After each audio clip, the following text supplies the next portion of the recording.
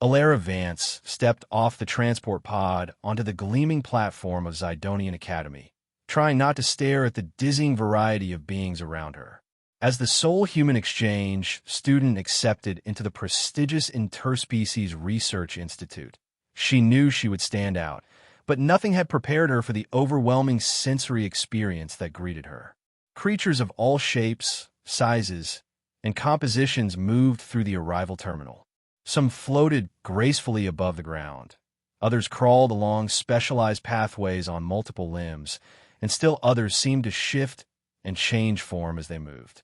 The cacophony of clicks, whistles, hums, and translator-processed speech filled the air, along with a bewildering array of scent and atmospheric changes that made her skin prickle. Clutching her data pad tightly, Alara took a deep breath of the carefully calibrated neutral atmosphere and stepped forward. The slightly lower gravity made her movements feel exaggerated, and she focused on walking normally while trying to absorb everything around her. Her studies in xenolinguistics had prepared her intellectually for this moment, but the reality was far more intense than any simulation. Human student Alara Vance, please proceed to Orientation Chamber 14, announced a melodic voice that seemed to bypass her ears and manifest directly in her mind. Alara followed the illuminated path that appeared on the floor before her, guiding her through the bustling terminal. She was so absorbed in observing a group of crystalline beings communicating through synchronized light patterns that she almost collided with a tall, insectoid creature that had stopped suddenly in her path. "Oh, I'm so sorry," Alara said, stepping back quickly. The being turned, revealing a segmented exoskeleton and multiple compound eyes that shifted independently to focus on her. Its mandibles clicked rapidly, and a small cloud of what looked like blue mist emanated from specialized glands near its thorax. Translator active. "Greetings, soft-bodied one. You are the human exchange."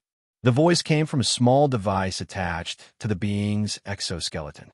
"Yes, I'm Alara Vance, xenolinguistics major," she replied, trying to remember the proper greeting protocol for Cthar species that she had studied. She kept her hands visible and slightly away from her body, a sign of peaceful intent among their kind. "I'm Sklik of the Cthar Collective, exobiology with specialization in carbon-based life forms." The being's antennae twitched with what Alara hoped was interest rather than disgust. "We share orientation chamber. I will accompany." "Thank you," Alara replied, relieved to have made a potential contact so quickly, even if the Cthar's intense scrutiny made her slightly uncomfortable. They continued together down the illuminated path, Sklik moving with a graceful, skittering gait that made Alara feel clumsy by comparison. As they walked, Sklik's antennae occasionally turned toward her, clearly gathering data about this rare human specimen. "You emit much moisture. Is this normal or distress response?" Sklik asked suddenly. Alara realized she was sweating slightly from nervousness in the unfamiliar environment. It's normal for humans when adjusting to new environments or experiencing mild stress. Nothing to worry about. Fascinating. Inefficient thermal regulation system. Sklik's translator conveyed what seemed to be scientific interest. Orientation Chamber 14 turned out to be a spacious, circular room with various types of seating arrangements designed to accommodate different physiologies. Alara found a standard chair suitable for humanoid forms and settled into it, while Sklik positioned himself on a raised perch designed for arthropod species. Two other students soon joined them. The first was an enormous, silicon-based entity that moved with deliberate slowness. Its crystalline body caught the light, refracting it into dazzling patterns across the room. Borlag of Thrawn, the being introduced itself, its voice a deep, resonant tone that Alara felt through her bones as much as heard. Quantum crystallography and comparative structural integrity. The second newcomer appeared more humanoid, but with translucent skin that shifted through a spectrum of pastel colors. "I'm Lyra from Cygnus 7, she said with a friendly smile that revealed teeth that glowed slightly. "Comparative psychology and cultural diplomacy. It's wonderful to meet a human. We've had very limited contact with your species." As they waited for the orientation to begin, Alara felt herself starting to relax.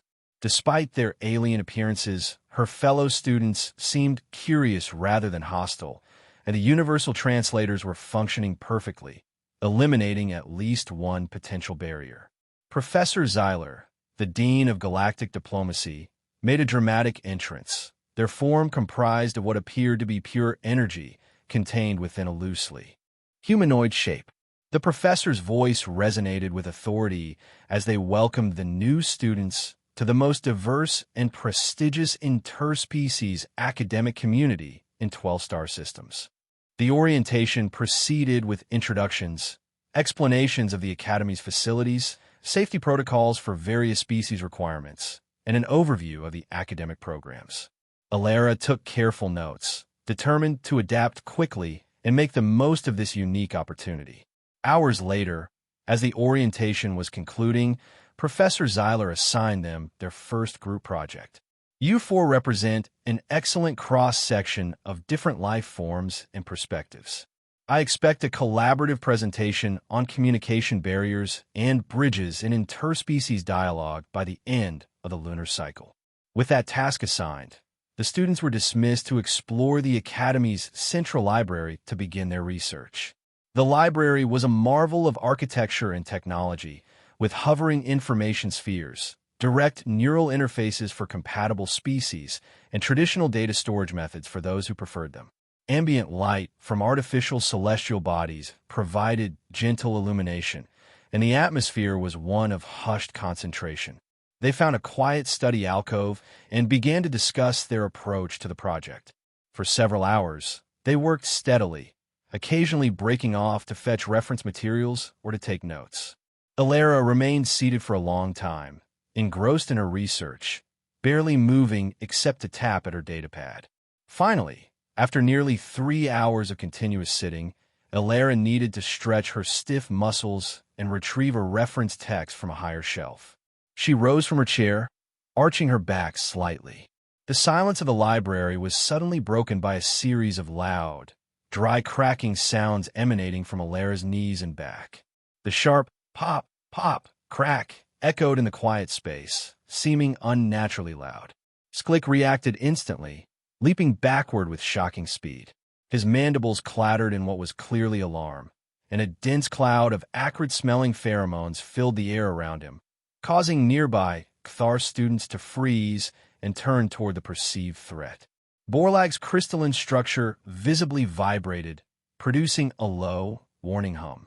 The massive silicon entity shifted away from Alara, creating more distance between them. Throughout the library, students of various species reacted to the unexpected sounds. Some turned to stare with expressions of shock or confusion on their alien faces, while smaller beings actually ducked for cover. Even Lyra, who had been the most friendly, stepped back, her skin rapidly cycling through shades of alarmed orange and wary yellow. Alara froze, momentarily confused by the extreme reactions before understanding dawned. Feeling embarrassed but trying to defuse the situation, she smiled awkwardly. "Oh, sorry about that. It's just my knees. And back, I guess. Making noise when I stand up after sitting for a long time. It's completely normal for humans." Her explanation did nothing to ease the tension. If anything, the silence became heavier as looks of disbelief and concern passed between the alien students. "Your internal support structures made those sounds." Sklik's translator conveyed the question with what seemed like horrified fascination. "Yes, just air bubbles in the fluid between my joints. It happens all the time, especially after being still for a while. It doesn't hurt or indicate any problem," Alara explained, hoping her matter-of-fact tone would reassure them. "Air bubbles." Borlag rumbled, the crystalline entity's structure still vibrating slightly. "Your skeletal framework contains gases that spontaneously rupture." Alara realized her explanation wasn't helping. "It's called crepitus in medical terms. Really, it's just a normal physiological phenomenon for my species." She noticed that Professor Zyler had materialized nearby, the energy being's form glowing slightly brighter than usual, indicating what Alara had learned was intense interest. "Fascinating. The professor's resonant voice commented. I've studied many carbon-based life forms, but human joint acoustics are particularly expressive. Alara felt her face warming with embarrassment. She'd expected cultural misunderstandings during her exchange program, but hadn't anticipated that her own body's ordinary functions would be the first major hurdle. As she attempted to continue with their project, she couldn't help noticing that Sklik maintained a greater distance from her than before, his compound eyes frequently darting to her knees as if expecting them to suddenly disintegrate. Borlag had positioned himself on the opposite side of the study table, and even friendly Lyra seemed to be watching her with cautious curiosity. The incident might have been forgotten if not for what happened 2 days later in the main lecture hall. As Alara shifted in her seat during a particularly long xenobiology lecture, her spine made a series of audible pops.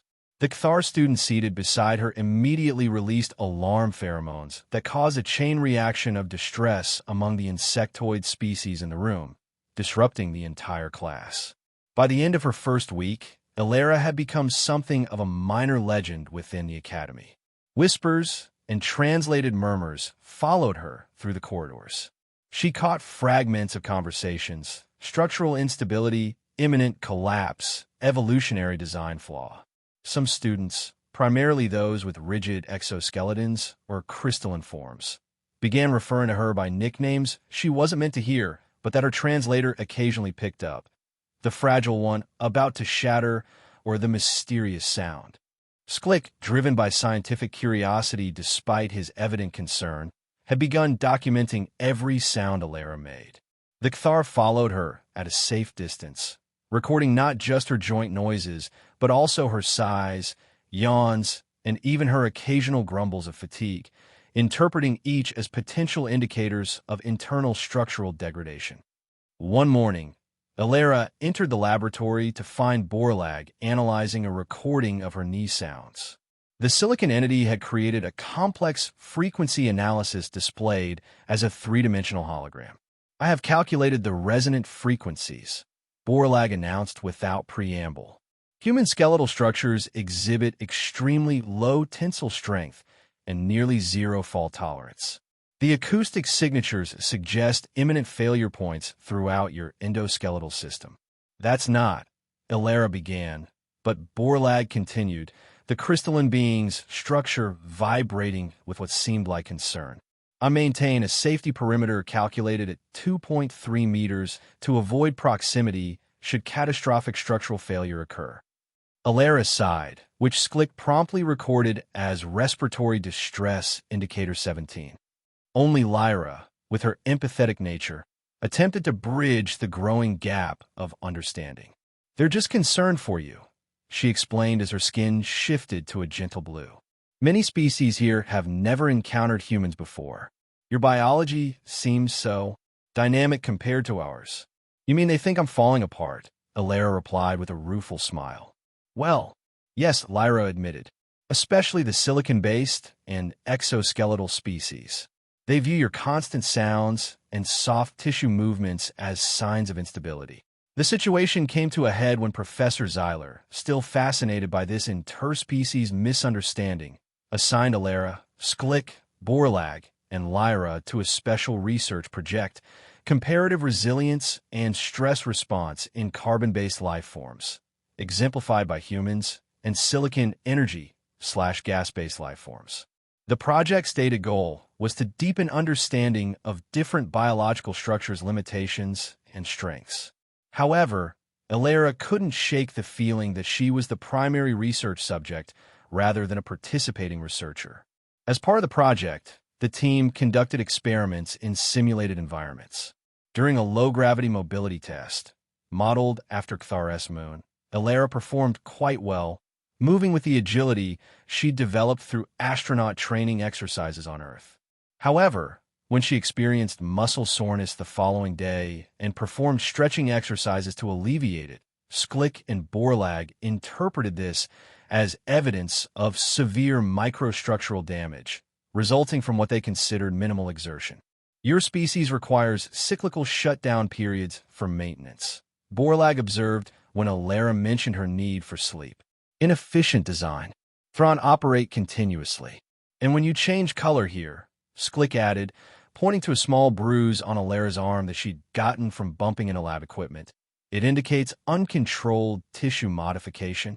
Lyra, whose species could regenerate tissue rapidly, examined the bruise with genuine concern. Does it heal? Or will that section need replacement? Alara felt increasingly isolated despite their well-meaning curiosity. Her attempts to explain human physiology were either misunderstood or, worse, taken as confirmation of their preconceptions about human fragility. The constant scrutiny was becoming exhausting. Humans aren't fragile, she tried to explain during one laboratory session. We're actually quite resilient and adaptable. Your acoustic emissions suggest otherwise, Borlag stated matter-of-factly. The Academy was now deep in preparations for its annual Cosmic Harmony Festival, a major diplomatic and cultural event where students from all star systems would showcase elements of their civilizations while demonstrating interspecies cooperation and understanding. Professor Zyler assigned Ilara's research group a special and challenging task, creating a complex performance piece that integrated elements from multiple species, cultural expressions, and communication forms. Their performance would combine human verbal language, Kthar clicks and pheromones, Thronian crystal vibrations, and Signian light/energy expressions, and was expected to be a highlight of the festival. Rehearsals proved immensely challenging. Coordinating between such different physiologies, rhythms, and perception methods required intense concentration and adaptability from all participants. Sklik frequently became alarmed by Alara's sudden movements or loud sounds by Kthar standards. Borlag struggled to adapt to what he perceived as the illogical flexibility and unpredictability in organic life forms movements. How can you maintain coherent thought when your physical form is in constant flux? The crystalline entity inquired during one particularly difficult rehearsal. Alara was trying her best to learn to read Sklik's pheromones, sense Borlag's subtle vibrations, and synchronize her movements with partners who had entirely different numbers of limbs and methods of locomotion. The stress was considerable, but she refused to give up. 2 days before the festival, they held a full dress rehearsal on the Academy's main stage, which was equipped with biometric sensors to monitor performers' responses as part of the research project. As they reached the climax of their performance, a minor technical malfunction occurred. One of the holographic projectors creating background effects short-circuited, producing a sharp electronic pop and an unexpected flash of blue light. The reactions were immediate and varied. Sklik instantly contracted into a defensive posture, releasing a thick cloud of alarm pheromones that agitated other Kthar in the vicinity. Borlag ceased all movement, the crystals on his form oscillating rapidly and emitting a warning drone. Other species had their own distinct responses based on their sensory systems. Some barely noticed the disruption as the sound/light frequencies fell outside their perceptual range, while others showed mild, startling responses. Alara, with the innate startle reflex common to humans, jumped slightly and let out a short "ah" of surprise. Her heart rate increased, and the biometric monitors displayed a sharp spike in her vital signs, heart rate, adrenaline. The disastrous misunderstanding that followed happened almost too quickly to prevent. Sklik, detecting his own alarm pheromones and witnessing Alara's reaction, immediately concluded that the human's fragile bone structure had finally succumbed to pressure and that the popping sound had been a critical joint shattering. Human structural failure. The Kthar translator broadcast the panicked assessment. Borlag, analyzing data from the sensors, determined that the sudden sound and light frequencies had caused destructive resonance in Alara's unstable organic system. A minor panic spread among the alien students participating in the performance. They backed away from Alara, fearful that she was disintegrating or about to explode. The technical issue was quickly resolved, but the damage to group trust and coordination was severe. Many non-human performers now expressed reluctance to continue practicing with Alara, concerned both for her safety and their own if she were to experience a critical failure. Professor Zeiler and the festival organizers were deeply worried. The centerpiece performance was in jeopardy, which could lead to diplomatic misunderstandings if the showcase was perceived as chaotic or disrespectful of diversity. Alara felt crushing pressure, guilt, and helplessness, despite knowing she had done nothing wrong. Her innocent joint-popping sounds had somehow escalated into a major crisis. That evening, alone in her quarters, Alara reached a decision. The only way forward was to provide a clear, scientific, and accessible explanation of human physiology to her fellow students and faculty. She requested permission from Professor Zeiler, who remained supportive and encouraging, to give a special presentation to the Academy titled Stress Response and Recovery Mechanisms in Humans. Not fragile, but flexible. Alara contacted Dr. Aristhorn, the only human medical officer on the station, who had conducted her initial health screening, including noting her normal joint sounds. Together, they prepared materials, illustrations, nervous system diagrams, adrenaline response charts, muscle tissue recovery processes, and simulation videos.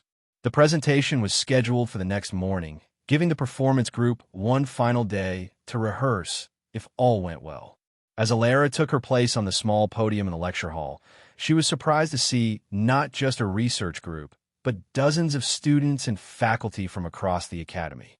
Word had spread quickly, and curiosity about human physiology had drawn a substantial crowd. "Thank you all for coming," Alara began, smiling despite her nervousness. "I'd like to clear up some misconceptions about human biology that seem to have caused some concern, particularly these sounds." She deliberately flexed her fingers, producing a series of small pops that caused several Kthar in the front row to flinch visibly. "What you're hearing is called crepitus," she explained. "It's the release of gas bubbles in the synovial fluid that lubricates our joints. It's completely normal and not indicative of any structural damage or weakness." Using the holographic projector, she displayed a detailed cross-section of a human knee joint, showing the components and explaining how the sound occurred. In fact, rather than being evidence of fragility, human joints are remarkably resilient engineering solutions. They allow for complex movements, absorb shock, and can heal from many types of injuries. She continued her presentation, using humor to describe both the weaknesses and strengths of the human body. She explained the sympathetic and parasympathetic nervous systems, the fight or flight reflex, the role of adrenaline in mobilizing energy, and how the body repaired itself after stress or minor trauma. What might appear as fragility in humans, bruising easily, needing sleep, joint sounds, actually comes with an astonishing capacity for recovery and adaptation.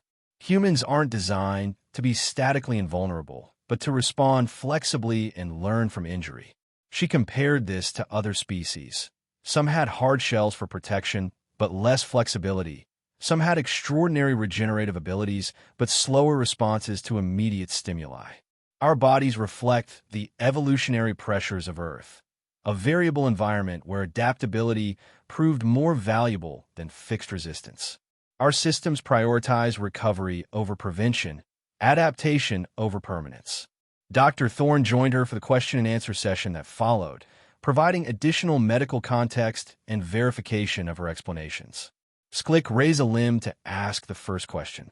"The accelerated cardiac and respiratory responses we observed during the incident on stage, these were not indicators of imminent systems failure."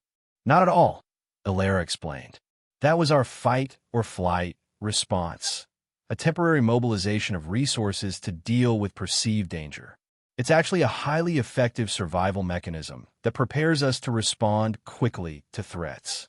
"And these joints of yours," Borlag inquired, crystal structure glinting under the lecture hall lights, "they're designed to produce these acoustic emissions?" "Not designed for that purpose specifically," Dr. Thorne answered. "The sounds are a side effect of the joint structure that prioritizes mobility and shock absorption. The noises themselves are harmless." "Most fascinating," the doctor continued, addressing the wider audience. "In my observations of human patients, I've noted that these joint sounds actually increase with age, but rarely correlate with decreased functionality. Some of my most active human patients are those whose joints are most acoustically expressive. The presentation succeeded beyond Ilara's expectations. Many alien students and faculty gained their first real understanding of the mechanisms behind human behavior and physiology. Professor Zeiler commented that perhaps the term fragile should be replaced with dynamically responsive when describing humans. The tension within the performance group diminished significantly, and they agreed to meet for one final intensive rehearsal before the festival. When the group reassembled, there was a noticeable shift in attitude.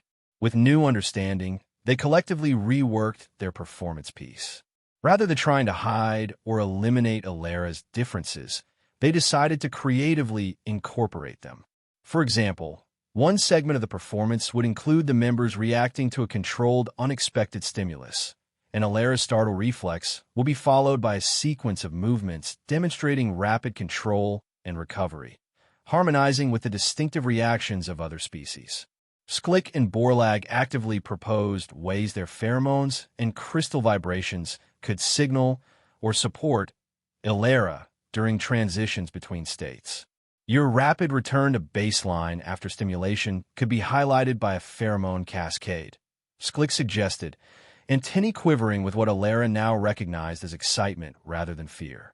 It would demonstrate the dynamic responsiveness concept in multisensory format.